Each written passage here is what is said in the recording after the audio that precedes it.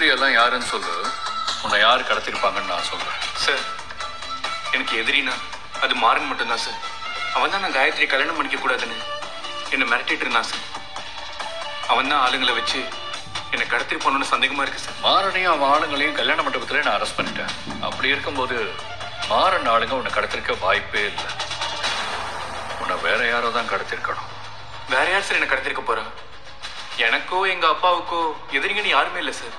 சரி, உன்னை கடத்திட்டு போனவங்களை நேரில் பார்த்தா உன்னால அடையாளம் காட்ட முடியுமா? சார் கண்டிப்பா காட்ட முடியும் சார். இசைக்கியை பத்தி நீ என்ன நினைக்கிற? இசைக்கு பத்தி எனக்கு பெருசா எதுவும் தெரியாது சார்.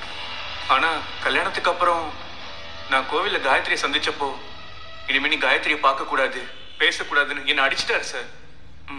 மற்றபடி ஒன்றும் இல்லை சார். எந்த இடத்துல உன்னை கடத்தி வச்சிருந்தாங்க அந்த இடத்த நீ எனக்கு காட்ட முடியுமா? கண்டிப்பா காட்டுறேன் சார். சரி, வண்டியில் இரு. சரிங்க சார். நீங்களாம் பின்னாடியே வந்துருங்க. Okay sir.